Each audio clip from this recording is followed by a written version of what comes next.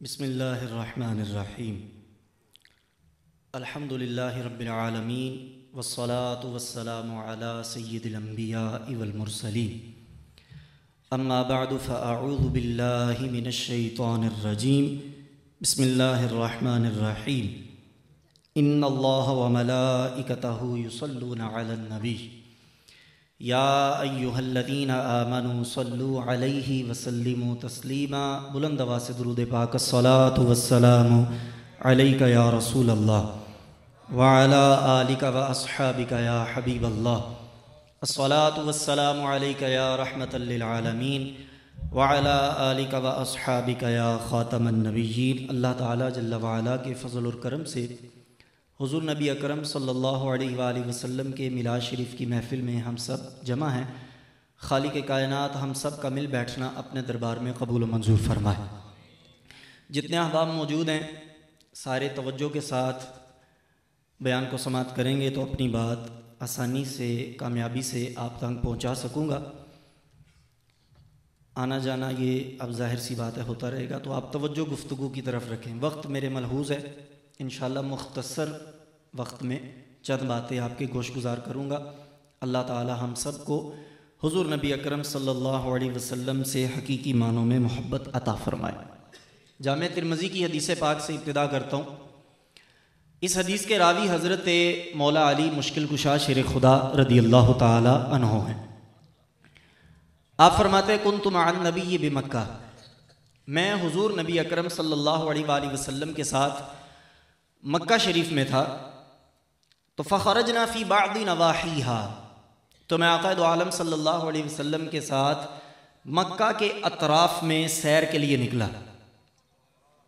अच्छा, मेरी और आपकी सैर का अंदाज़ ज़रा मुख्तलिफ होता है।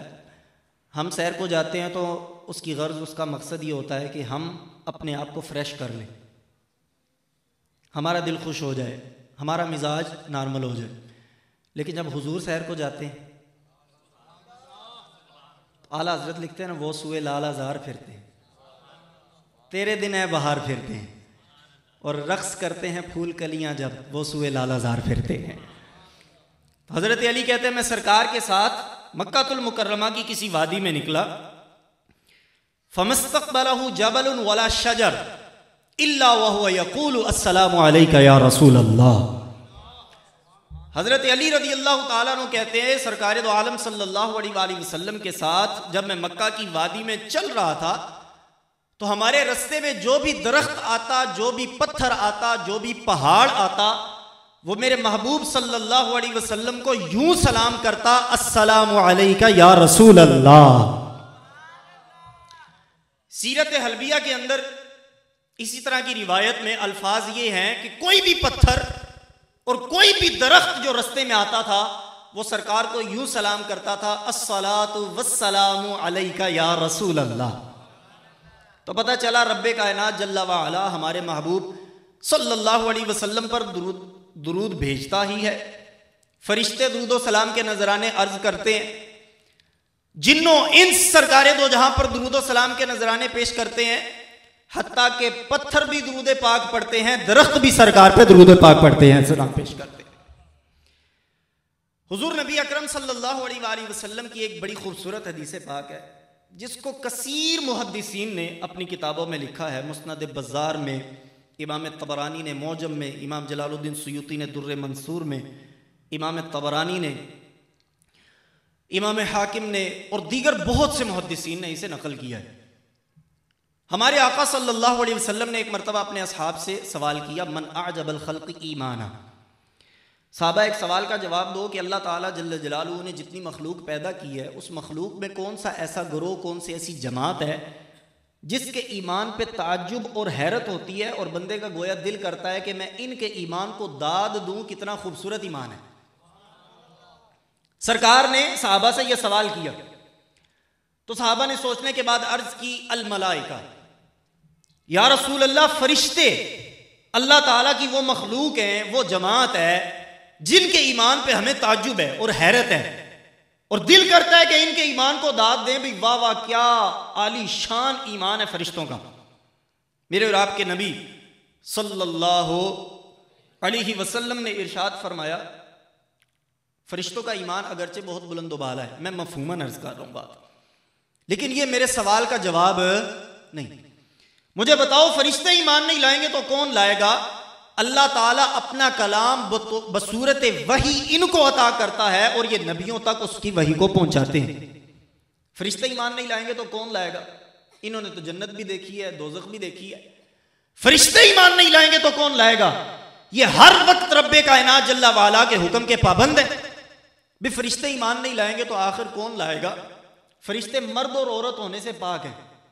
फरिश्ते खाते पीते, बोलिए, खाते पीते, सोते, सिर्फ दो काम करते हैं, या तो अपने पैदा करने वाले रब की तस्बीह पढ़ते हैं, उसके हुक्म की बजावरी करते हैं, या सोने महबूब पर दुरूद और सलाम के नजराने पेश किया करते हैं।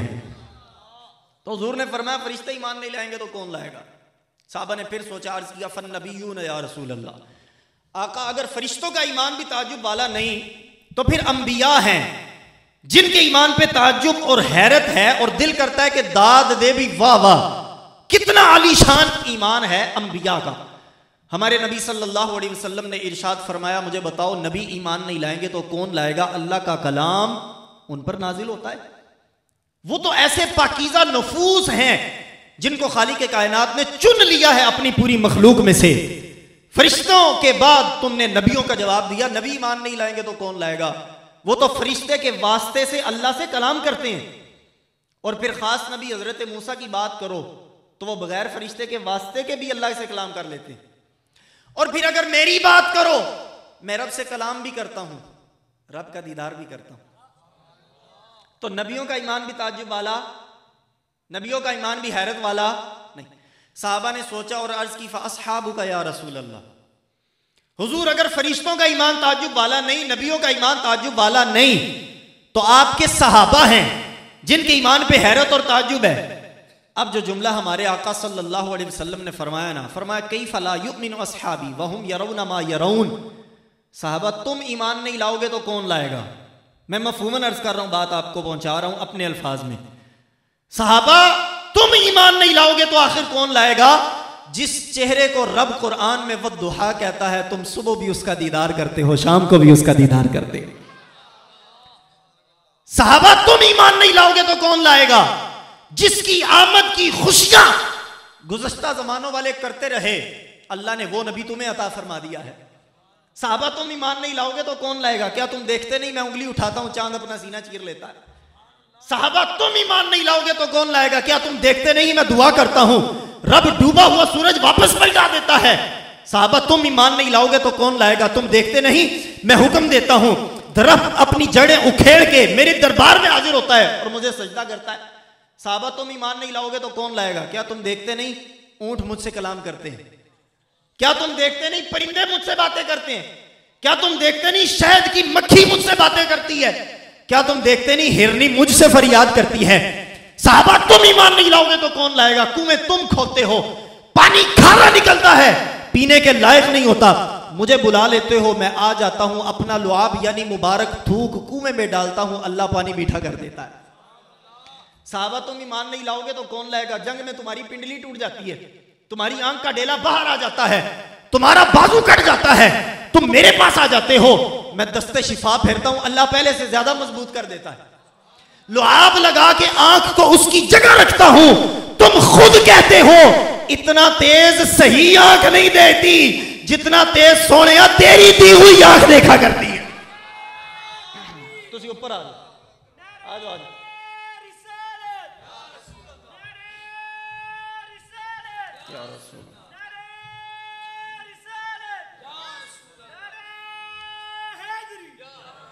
वो बंदों को शक ही पड़ा रहता है ना, वो कुर्सी खाली पई है, वो हैं बेवकूफ किस्म के लोग ना, शैतान जिनको वर्गलाता है, कहते इतां रख देने कि इन्हां दे नजरिया हुजूर आके बहंदे ने थे।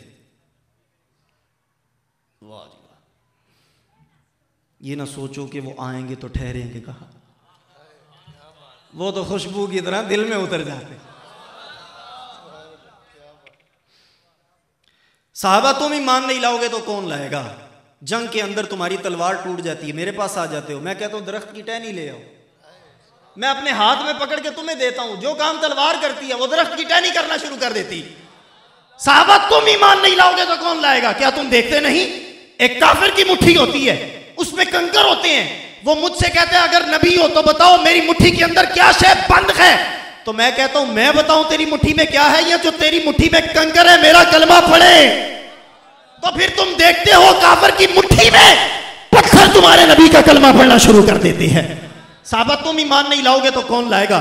तुमने तो मेरे कसीर मोजज़ात देखे हुए हैं, तुमने तो सुबह शाम मेरा दीदार किया हुआ है, तुमने तो मेरी उंगलियों से पानी के चश्मे निकलते देखे, तुमने खुद देखा है खाना तुम बनाते हो 10 बंदे नहीं खा सकते, लेकिन मैं आ जाऊं 300 बंदे खा लेते हैं, खाना फिर भी बाकी रह जाता है। साहबा ये तो जाबिर से पूछो।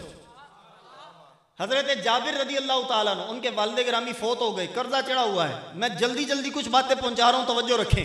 बड़े परेशान, फल पक गया, जो उनकी मिल्कियत के अंदर दरख्त है, खजूरों के बाग है, फल पक गया, जितने कर्ज ख्वाह थे सारे के सारे आ गए। कहा जाबिर रदी अल्लाह अन्हु आज कर्ज लिए बगैर वापस नहीं मुड़ेंगे।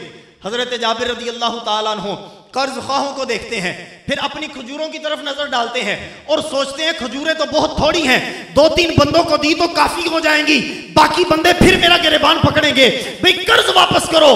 तो हजरत जाबिर ने सोचा क्यों ना वहां जाऊं, ये वो रोजा है जहां दिल, क्यों ना वहां जाऊं जिनसे हमें सब कुछ मिलता है। हजरत जाबिर सरकार के दरबार में आ गए, अर्ज की सोनिया कर्ज ख्वाह आ गए हैं, खजूरें थोड़ी पड़ रही हैं। सरकारे दो जहां सल्लल्लाहु अलैहि वसल्लम अपनी मुबारक नशिस्त से उठते हैं, हजरत जाबिर के साथ चलते हैं, हजरत जाबिर हुजूर को अपने बाग में ले आते हैं। रिवायत में आता है जो खजूरों की ढेरी है, सरकार उसके पास बैठ गए। अब हजरत जाबिर से कहा, तवज्जो है आपकी, सुभान अल्लाह, मुस्कुरा के फरमाओ जरा।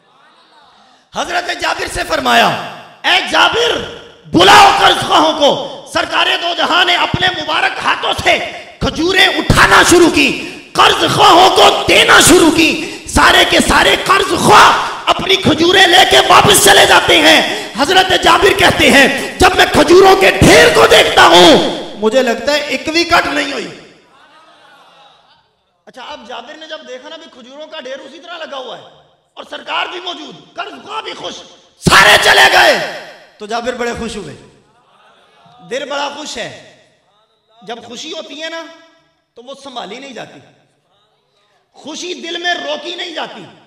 कोई बंदा कहता है ना मैं भी खुश हाँ लेकिन बस ठीक ही है, तो वो खुश नहीं।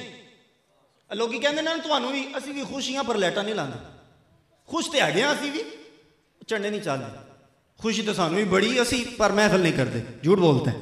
खुशी है तो तेरे चेहरे से नजर आएगी, खुशी है तो तुझे पता चलेगा मैं खुश हूं।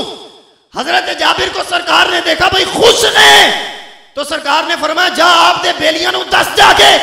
आज सरकार ने कैसी करम नवाजी फरमाई। हजरत जाबिर अपने बाग से निकले, हजरत अबू बकर और उमर के पास आए, कहा अबू बकर और उमर आज तो कमाल हो गया, खजूरें सरकार ने सारी दे दी, फिर भी बाकी पड़ी है। हजरत जाबिर से अबू बकर और उमर ने फरमाया ए जाबिर तू तो देख के मान रहा है, जब हुजूर यहां से उठे थे हमें तब ही पता चल गया था आज जाबिर पे करम हो जाए।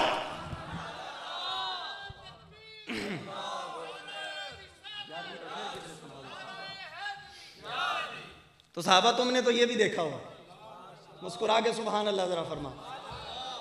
तो सरकार ने कहा साहबा तुमने क्या क्या देखा हुआ है, अब तुम भी ईमान ना लाओ तो फिर कौन लाए।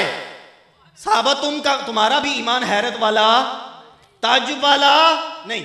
अब साहबा ने सिलेंडर, खामोशी हो गई, या रसूल अल्लाह आप ही बताएं फिर किसका ईमान ताज्जुब वाला। अब सरकारें दो जहां गुले कुदस की पत्तियों को हरकत देते हैं, दिल का किश्वर फतह कर लेने वाली मुबारक सोनी आवाज में इरशाद फरमाती। अब सुने जरा सरकार ने जो जुमला फरमाया, फरमाया वलाकिन आजबल खल्क़ ईमानन कौमुन यजीऊन मिन बादी युमिनून बी वलम यरौनी व युसद्दिकूनी वलम यरौनी। सरकार ने फरमाया सहाबा न फरिश्तों का ईमान ताज्जुब वाला, न नबियों के ईमान पे हैरत है, न तुम्हारा ईमान ताज्जुब वाला है। अगर किसी कौम, किसी जमात, किसी गिरोह के ईमान पे ताज्जुब और हैरत है तो वो लोग हैं मेरे दुनिया से पर्दा कर जाने के बाद आएंगे, मुझे देखा नहीं होगा फिर भी मेरे नाम पे अपनी जान कुर्बान करने का नजरिया रखें।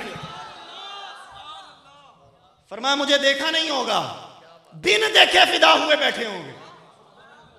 बिन देखे कहते होंगे ये दिल फिदा है, सारे पुले देने ना मसा मसा सारे याद की, ये दिल फिदा है, ऊंची आवाज से दिल फिदा है। अल्लाह अकबर। सरकार ने फरमाया देखा नहीं फिर भी मुझ पे कुर्बान है। और अगला जो जुमला हुजूर ने फरमाया ना, अल्लाह अकबर, इंतहाई बुलंदोबाल है। हुजूर ने कहा उलाइका इख्वानी, साहबा ये जो मेरे बाद आने वाले हैं ना, इन्होंने मुझे देखा नहीं, बिन देखे मेरा कलमा पढ़ते हैं, मुझ पर ईमान लाते हैं, मेरी तस्दीक करते हैं, मुझ पे फिदा हुए बैठे हैं। साहबा ये मुझे ऐसे ही प्यारे हैं जैसे बड़े भाई को अपना छोटा भाई बड़ा महबूब और प्यारा होता। वो मौलाना हसन रजा खान साहब ने भी फरमाया ना, अल्लाह अकबर, है तुमको गुलामों से कुछ ऐसी मोहब्बत है तर्क अदब, वरना कहें हम पे फिदा। खुदा की कसम हम हुजूर के कदमों से लगने के भी लायक, हुजूर के जोड़ों से लगने के भी लायक, हुजूर के नालैन से लगने वाले जर्रों से लगने के भी लायक नहीं। लेकिन रब की कसम है उस सोने महबूब ने हमें अपने कदमों से नहीं अपने सीने से लगा के रखा हुआ है। सुभान अल्लाह फरमाते हैं। एक और हदीस सुनाता हूं। इमाम जलालुद्दीन सुयूती रहमतुल्लाह ताला अलैह, आपने दुर्रे मंसूर में यह रिवायत भी जिक्र की है जो भी मैं आपको सुनाने लगा। इमाम जलालुद्दीन सुयूती को आप जानते ही हैं, 70 से जायद मरतबा सोने मदीने वाले का दीदार किया है, ख्वाब में नहीं, हाँ जी, जागती आंखों से। और इनके बारे में उलमा ने ये लिखा है, इमाम जलालुद्दीन सुयूती को अगर किसी हदीस के बारे में शक होता ना, भाई ये हदीस हुजूर की है या नहीं, किसी और से बाद में पूछते। अल्लाह, सुना है आप हर आशिक के घर, मेरे घर में भी हो जाए चरागा, कदी आओ गरीबा दे मुहल्ले, तेरी रावां दे विच पलकां बिछावा या रसूल। वो इमाम जलालुद्दीन सुयूती हदीस लिखी, मेरे और आपके नबी सल्लल्लाहु अलैहि वसल्लम ने फरमाया है, तूबा लिमन रआनी व युमिन बी व तूबा लिमन लम रआनी व युमिन बी सबअ मर्रातिन। कहा सहाबा सुनो, जो मेरे पास आया, मेरा दीदार किया, दीदार करके मेरे दस्ते बर हक में अपना हाथ दिया, कलमा पढ़ा, मुसलमान हुआ, मेरा सहाबी बना, मैं उसका नबी उसे एक बार खुशखबरी देता हूं, एक बार बशारत देता हूं, एक बार उसकी पीठ थपकता हूं, एक बार उसे शाबाश देता हूं, और जो मुझे देखेगा नहीं, बिन देखे मुझ पे फिदा हो जाएगा, मैं उसका नबी आज 1450 साल पहले एक दो दफा नहीं, पूरी 7 मरतबा उसे खुशखबरी सुना रहा। तो ये इनायत काली कमली वाली के हम पर है, ये महबूब की इनायत करम नवाजियां मेहरबानियां। ये क्या थोड़ा था कि बिन मांगे रब ने अपना महबूब दे दिया। फिर इस महबूब देने पर जो उस महबूब ने हम पे नवाजिशें फरमाई, अल्लाह ताला हुजूर की नजर इनायत हम पर दायम रखे। हुजूर सल्लल्लाहु अलैहि वसल्लम को अल्लाह ताला ने दुनिया में भेजा है तो मुख्तार बना के भेजा। हर तरह का इख्तियार रब्बे कायनात ने अपने महबूब को अता फरमाया। इख्तियार बुनियादी तौर पे 2 किस्म के होते हैं। कितने किस्म के? लंबी चौड़ी बात नहीं करूंगा, मुख्तसर होगी, आप दोहराते जाएं। कितने किस्म के? 2 इख्तियार। बाज होते हैं तकवीनी, बाज होते हैं तशरीई।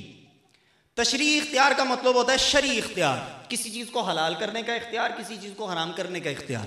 अल्लाह ने अपने महबूब को ये इख्तियार अता फरमाया है कि एक चीज पूरी उम्मत पे हराम है, हुजूर चाहें तो किसी के लिए हलाल कर सकते हैं। यह भी इख्तियार अता किया है कि एक चीज किसी पर हलाल है पूरी उम्मत पे, लेकिन हुजूर अगर चाहें तो किसी खास बंदे के लिए हराम कर सकते हैं। अल्लाह ने इस चीज का इख्तियार दिया। मैं इस पे हदीसें इंशाल्लाह सुनाता हूं। दूसरा इख्तियार होता है इख्तियार तकवीनी, कौनो मकान का इख्तियार, जमीन व आसमान पर इख्तियार, हवा पानी दरख्त हर चीज पे इख्तियार अल्लाह ने यह भी सोने महबूब को अता फरमाया हुआ। अच्छा, ये जो इख्तियार तशरीई है ना, अब पता नहीं शैतान ने कहां से ठौंसा है दिमागों में, वो चाहे तो कुछ होता नहीं। सुने जरा क्या क्या होता है। सही बुखारी मुस्लिम जामे तिरमिज़ी वगैरह से सित्ता की हदीसें आपको सुनाने लगो। हुजूर नबी अकरम सल्लल्लाहु अलैहि वसल्लम के पास एक सहाबी हाजिर हुए। बुखारी मुस्लिम के साथ ही साथ मुतअद्दिद किताबों के अंदर ये रिवायत मौजूद है। अर्ज़ की हुजूर मैं हलाक हो गया। फरमाया क्या हो गया? कहा या रसूल अल्लाह, रमज़ान का रोज़ा बगैर किसी उज़्र शरी के जानबूझ के तोड़ बैठा। मैंने अपने आप को हलाक कर लिया। अब मसला सुन लो, अगर कोई बंदा रमज़ान का रोज़ा जानबूझ के बगैर किसी उज़्र शरी के तोड़ दे, छोड़े नहीं, तोड़ दे, छोड़ना और है और तोड़ना और, छोड़ना यह है कि रोज़ा रखा ही नहीं, उसका मसला अलग है, तोड़ दे तो अब क्या हुक्म है? गुलाम आज़ाद करे। अगर गुलाम नहीं, जैसे हमारा दौर है, तो फिर क्या हुक्म है? 60 रोज़े मुसलसल रखे। कितने रोज़े? 60 रोज़े। एक भी बीच में छोड़ा तो नए सिरे से 60 रोज़े मुसलसल। फिर साथ में जो तोड़ा है ना, उसकी कज़ा का एक और, टोटल कितने हो गए? 61 रोज़े। अच्छा, इसकी अगर ताकत नहीं, यानी बहुत ज़्यादा लागर कमज़ोर बंदा है, इतने रोज़े रखेगा तो मर ही जाएगा, तो फिर शरीयत क्या कहती है? 60 मिस्कीनों को 2 वक्त का पेट भर के दरमियाने दर्जे का खाना खिलाए। ये कफ़ारा है। किसी भी मुफ्ती साहब, आलिम साहब के पास चले जाओ और बताओ ये मसला हुआ है तो क्या हुक्म है? वो ये 3 स्टेजें बताएगा। इसके बाद बोले, इसके बाद कुछ नहीं। इसके बाद क्या हो सकता है? बंदा यही कहे कि अल्लाह के दरबार में तौबा इस्तिग़फ़ार करो, जब ताकत मिली तो रोज़े रख लेना या मिस्कीनों को खाना खिला देना, इसके अलावा कुछ भी नहीं हो सकता। लेकिन एक दीवाना पहुंचा हुजूर के दरबार, अर्ज की, या रसूल अल्लाह, रोजा तोड़ बैठा। सरकार ने कहा गुलाम आजाद करो। सोनिया कोई नहीं। सरकार ने फरमाया 60 रोजे मुसलसल रखो। अर्ज की, सोनिया अगर एक निभा सकता तो वही निभा लेता, 60 कैसे रखूंगा? सरकार ने फरमाया फिर थोड़ी देर इंतजार करो। वो सहाबी एक कोने में जाके बैठ जाते हैं। हुजूर की महफिल मजलिस सजी हुई है, हुजूर सहाबा से हम कलाम हो रहे हैं। एक सहाबी आए, खजूरों का टोकरा सोने महबूब के दरबार में हदिया किया। हमारे नबी अलैहिस्सलाम की पुरानी किताबों में नबूवत की एक अलामत लिखी हुई है कि वो नबी हदिया कबूल करेंगे, सदका कबूल नहीं करेंगे। अच्छा, सरकार की ये शान है, हदिया कबूल करते हैं फिर अपने गुलामों में तकसीम फरमा देते। सरकार ने वो हदिया कबूल किया, खजूरों का टोकरा भरा हुआ। फिर सरकार ने फरमाया वो सहाबी कहाँ है जिसका रोजा टूटा है, जिसने रोजा तोड़ा है अपना, उसे बुलाओ। सरकार के दरबार में हाजिर हुए। हुजूर ने फरमाया कटोरा उठाओ और ले जाओ, जितने भी मस्कीन तुम्हें मिले खिलाना। 60 पूरे हो जाएं तो ठीक है, अगर कम भी पड़ जाए ना खैर ही है, अल्लाह कबूल फरमाएगा। अच्छा, एक तो ये चीज कि 60 पूरे करना जरूर है और 2 टाइम का जरूर है, या एक सदका फितर की मिकदार भर 60 बंदों को दो, इससे कम हुआ तो कफारा पूरा। एक तो सरकार ने इसकी इजाजत दी, 60 पूरे हो गए तो ठीक है, ना हुए तो फिर भी ठीक है। अच्छा, वो भी सहाबी थे। फिर उन्होंने अर्ज की, सोनिया मुझसे बढ़ के मस्कीन और कौन हो सकता है? वाह क्या जूदो करम है शहे बता तेरा, नहीं सुनता ही नहीं मांगने वाला तेरा।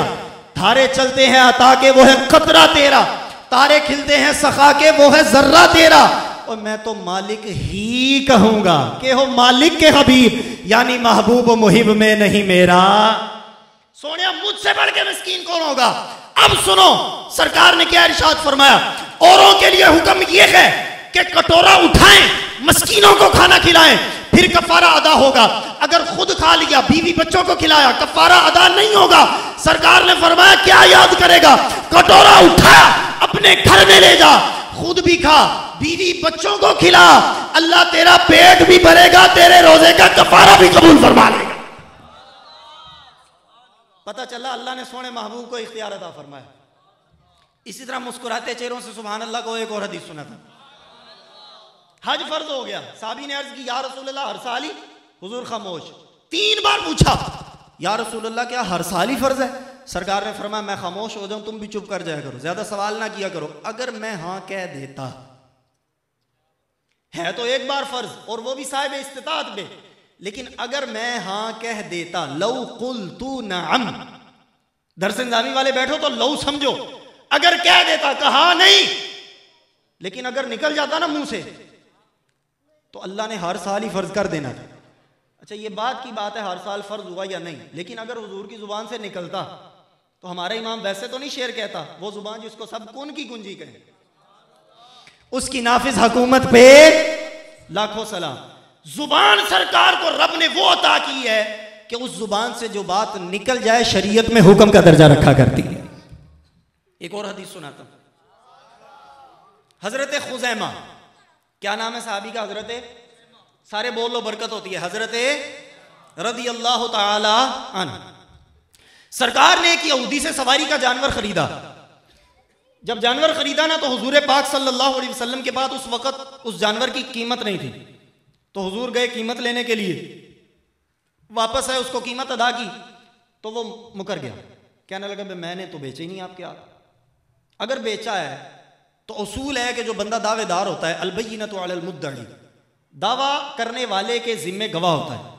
अगर आप कहते हैं कि मैंने सवारी का जानवर आपके हाथ बेचा है तो कोई गवाह लाए।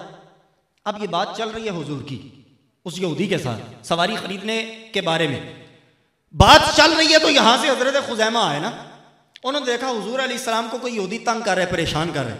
आए, अर्ज की सोने क्या मामला है? कहा यूं खरीदो फरोख्त हुई है, और उस वक्त जब हम बात कर रहे थे कोई मौजूद नहीं था। अब ये कहते कोई गवाह लेके आओ। हजरत खुजैमा उस यहूदी से कहते तुझे तुझे शर्म नहीं आती? किस हस्ती को तंग कर रहा है जिसको तुम खुद तुम्हारे बाप दादा कहते थे सादिक और अमीन है। ये बातें हुजूर के साथ जो चीज खास हो जाती है ना, अलकाबात, वो फिर किसी और के साथ नहीं लगानी चाहिए, चाहे वो कोई भी हस्ती हो। हम देखते हैं कि एक सियासी बंदा है, उसको भी लोग सादिक और अमीन कह रहे हैं, ओ बेशर्मो। ये हमारे सरकार सल्लल्लाहु अलैहि वसल्लम को कहा जाता है। तो ऐसी बातें किसी ऐसे बंदे के लिए आप कहते हो कि जिस बेचारे को सही मानों में कलमा पढ़ना भी ना आता हो। हमें सोचना चाहिए। तो हजरत खुजैमा ने उसे झिड़का। उस यहूदी ने कहा सीधी सी सिंपल सी असूल की बात की है, अगर तुम्हारे नबी के पास गवाह है तो दे दे, मैं सवारी का जानवर पेश करता हूं। हजरत खुजैमा ने कहा मैं गवाही देता हूं, जा मैं गवाही देता हूं, मेरे महबूब ने तुझसे सवारी खरीदी है, दे। अब वो मजबूर हो गया, सवारी का जानवर सोने महबूब के हवाले किया, सरकार ने लिया, कीमत अदा की, वापिस आए, हजरत खुजैमा को साइड पे ले गए। सरकार ने फरमाया जब बात चल रही थी खुजैमा तुम मौजूद तो कोई नहीं थे, फिर गवाही कैसी? गवाही तो वो है कि तुम देख रहे हो, शाहिद हो, हाजिर हो, मौजूद हो, देखते हो, समझते हो क्या हो रहा है, फिर गवाही दो। हजरत खुजैमा ने अर्ज की या रसूल अल्लाह आप मुझे बताएं, हमने रब देखा है? आपने कहा रब है, हम माने के कोई नहीं। आपने कहा जन्नत है, हम माने के कोई नहीं। आपने कहा दोजख है, हम माने के कोई नहीं। सोनिया आपके कहने पे हमने जन्नत दोजख हत्ता के अपना रब माना, सवारी तो कोई शय ही नहीं। अच्छा अगली बात सुनो, असूल है शरीयत का कि जब गवाही देनी है तो दो मर्द होंगे। कितने मर्द? बाज मसाइल ऐसे होते हैं जिनमें औरतों की गवाही कबूल हो जाती है, एक औरत की भी कबूल हो जाती है, बाज मसाइल ऐसे होते हैं। लेकिन जो अमूमी मसाइल है जिनमें गवाह मौजूद होते हैं, कम से कम दो मर्द आदिल होना जरूरी है। क्या है जी? जरूरी है। निकाह का मसला है तो वहां पर सिर्फ मर्द जरूरी नहीं होता, औरत भी हो सकती है, लेकिन एक मर्द और दो औरतें। बाज मसाइल ऐसे हैं जिनमें औरत की गवाही सिरे से कबूल नहीं, मर्द ही चाहिए गवाह हो, आदिल हो। अब सुनो, अब सरकार की अता और सरकार का इख्तियार देखो। हुजूर ने फरमाया आज के बाद असूल तो ये है, किसी मसले में, किसी वकूए में, किसी मामले में गवाही पेश करनी हो तो अगर अबू बकर अकेले गवाही दें तो काफी, साथ किसी और की गवाही चाहिए। हजरत उमर अकेले गवाही दें तो काफी नहीं, साथ किसी और की चाहिए। उस्मान और अली अकेले अकेले गवाही दें तो काफी नहीं, साथ दूसरा बंदा चाहिए। लेकिन अगर किसी मसले में मेरा ये खुजैमा अकेला गवाही दे तो तुमने दूसरा गवाह तलाश नहीं करना, अकेले खुजैमा की गवाही दो बंदों के बराबर कर रहा। वजह क्या है? उन्होंने ये नहीं देखा भी मसला ये ना भाई, ये तो शरीयत का कोई मामला भी नहीं था, दुनियावी मसला था, खरीदो फरोख्त है, अकद है। हजरत खुजैमा चाहते तो क्या देते भाई, दुनियावी मसला ये ठीक है, नबी होंदे ने, लेकिन है तो साढ़े वर्गे ही ने। जब नहीं देखा तो ना दू गवाही, लेकिन ईमान को योर इश है। एक और हदीस सुनाता हूं, सुभान अल्लाह। फरमा मसला आपको पता है कि मर्द पर सोना यानी गोल्ड पहनना हराम है।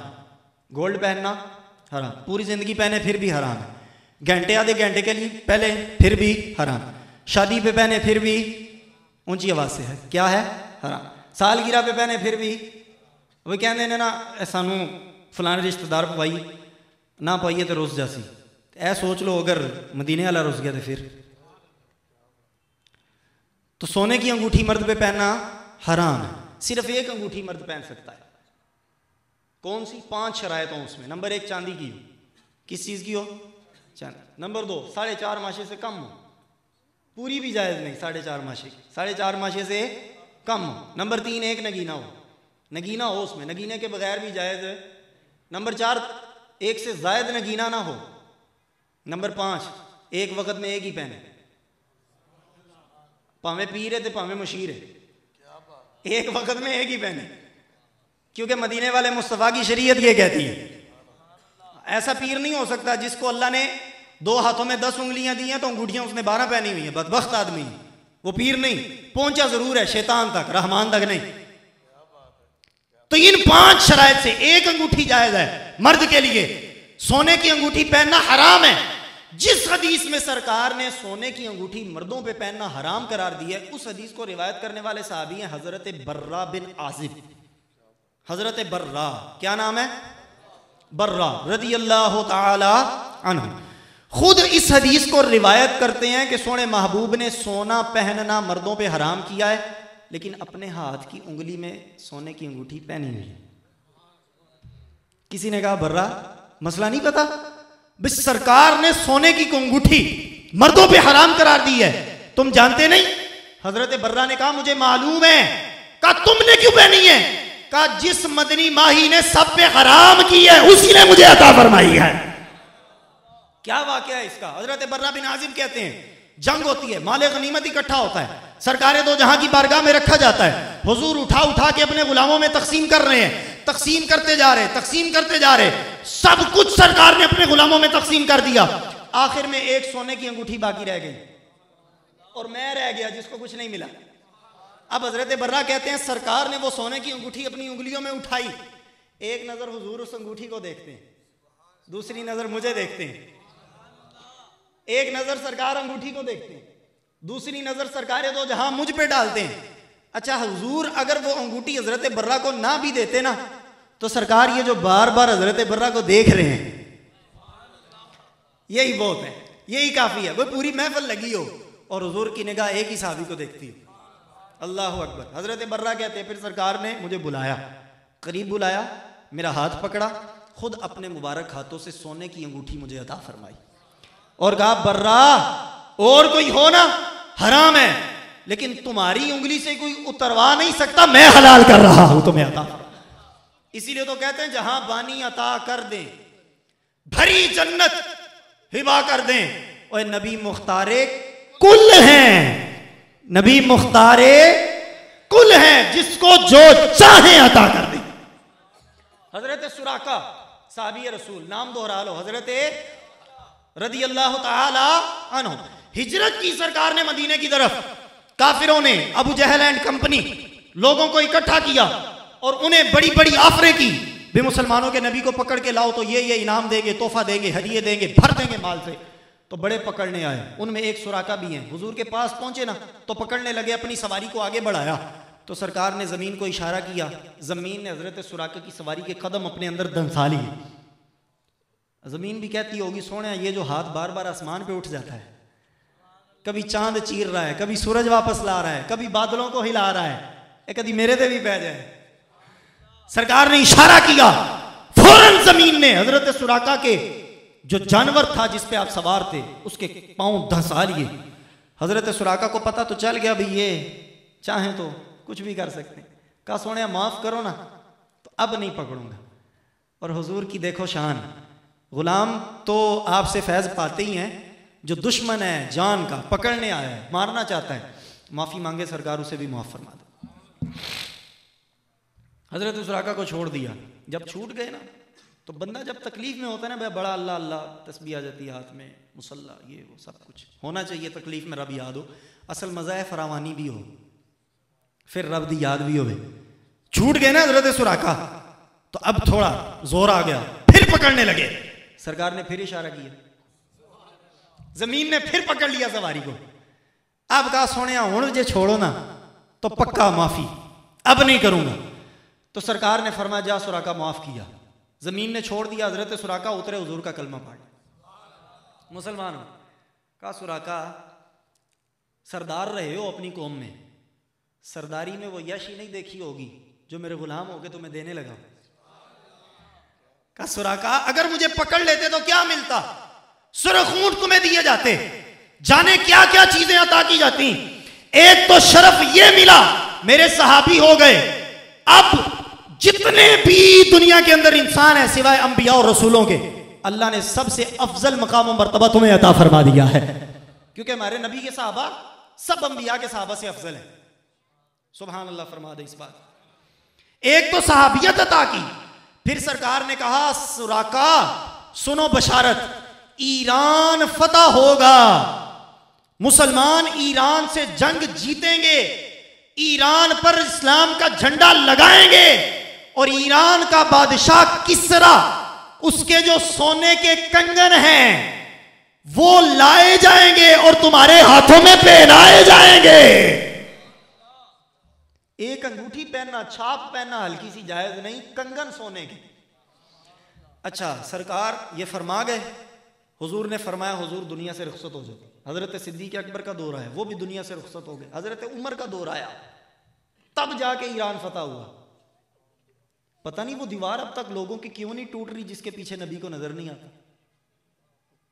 हमारा तो वो है जो मदीने में मस्जिद नबी के मुसल्ले पे खड़ा हो ना तो खबर जन्नत की अदा फरमाता है। का ईरान फतह होगा, और कब फतह हो रहा है? हजरत उमर के दौर में।